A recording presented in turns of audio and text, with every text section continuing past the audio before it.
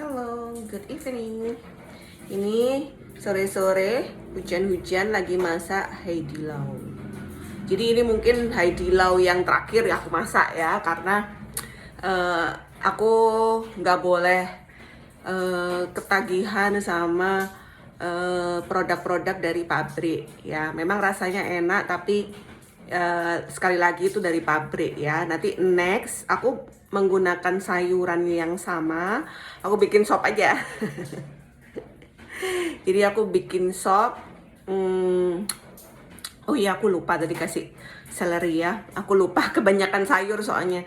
Jadi aku bikin sop, terus kemudian aku mau kasih bumbu yang alami ya. Biasanya kalau aku bikin sop itu bumbunya simple banget, hanya bawang merah, bawang putih di blender udah ya.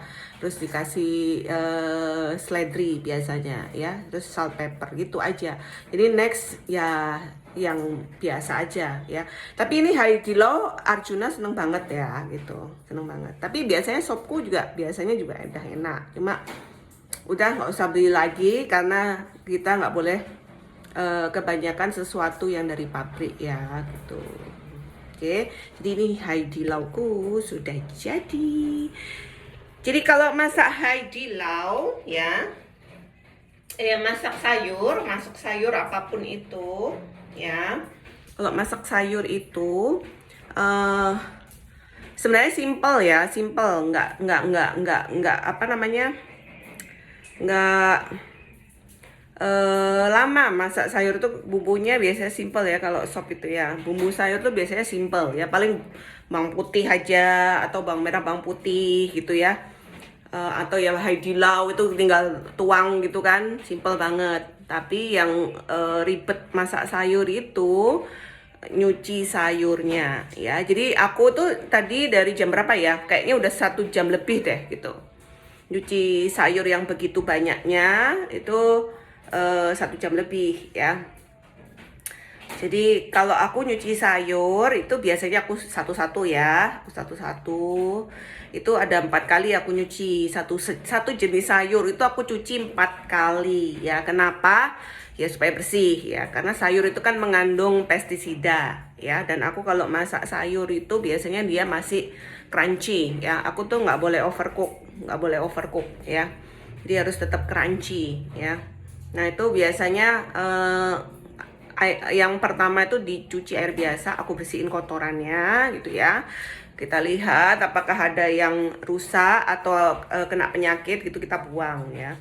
Tapi overall semua jenis sayur itu pasti kepake ya aku. Biasanya kan kalau orang Indonesia itu sukanya kan buang-buang sayur ya, buang-buang serat. Jadi misalnya kalau masak brokoli atau masak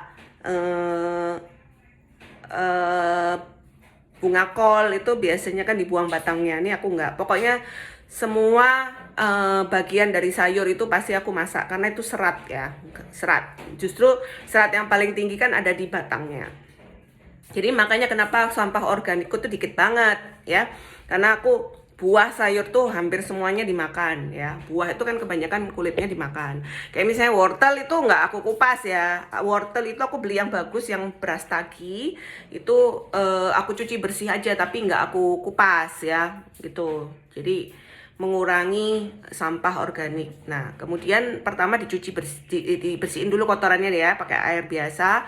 Kemudian yang kedua tuh biasanya aku bilas pakai air yang aku kasih sunlight ya. Jadi ada sabunnya. Jadi biar bisa melunturkan pestisida dan kotoran-kotoran ya. Itu biasanya aku cuci pakai sunlight, pakai air mengalir juga. Jadi cuci sayur itu selain siram langsung pakai air mengalir, itu direndam juga ya. Karena kalau cuma disiram aja itu kurang ngangkat ya kotorannya ya. Jadi direndam sambil dikasih sabun gitu ya. Terus habis itu yang ketiga baru dikasih air biasa lagi. Yang terakhir dibilas pakai air aqua. Jadi 4 kali aku nyuci sayur ya. Jadi lama banget aku nyuci sayur tuh bisa 1 jam. Satu persatu aku kumpulin, baru aku potong-potong ya. Jadi ya lamanya kalau sayur tuh di situ. Tapi biasanya memang aku alokasikan khusus ya kalau sayur yang mau dimakan ya. kebanyakan kan aku sayurnya tuh mentah soalnya, jadi harus dicuci bersih gitu, mentah. Biasanya aku nyetok sayur, aku cuci bersih, kemudian aku stok di kulkas, aku rendam air aqua gitu. Jadi biar aku tuh kalau makan tuh nggak bolak-balik nyuci gitu. Jadi aku biasanya nyuci itu sekali nyuci langsung banyak sayurnya, biar nggak buang waktu untuk nyuci sayur aja gitu ya. Terus udah itu yang lama gitu ya.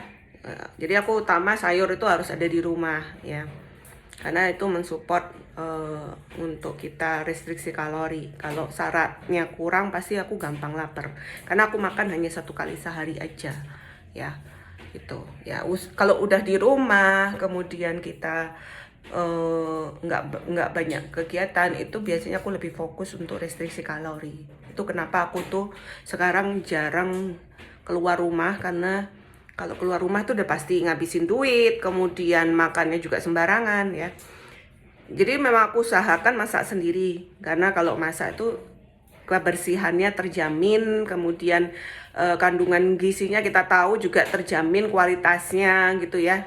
Itu kelebihannya kita kalau lebih banyak di rumah gitu ya. Jadi aku memang sibuk ngurusin rumah ya, sibuk ngurusin anak-anak tuh dengan tujuan mereka dapat makanan yang terbaik dari ibunya gitu ya. Jadi aku nggak pakai pembantu ya, karena semua tuh serba perfeksionis untuk aku, jadi nggak bisa aku serahkan ke orang lain gitu. Bukan hanya karena masalah duit ya, tapi aku tuh emang orangnya sangat perfeksionis ya. Harus masak sendiri, nyuci baju harus nyuci sendiri, bersih-bersih rumah harus bersih-bersih sendiri ya, karena memang perfeksionis gitu. Kalau orang lain yang kerjakan mungkin nggak sebaik yang aku kerjakan ya, tapi ya lama-lama ya capek. Tapi dengan mengatur waktu terus berbagi tugas sama anak-anak lebih ringan rasanya gitu ya.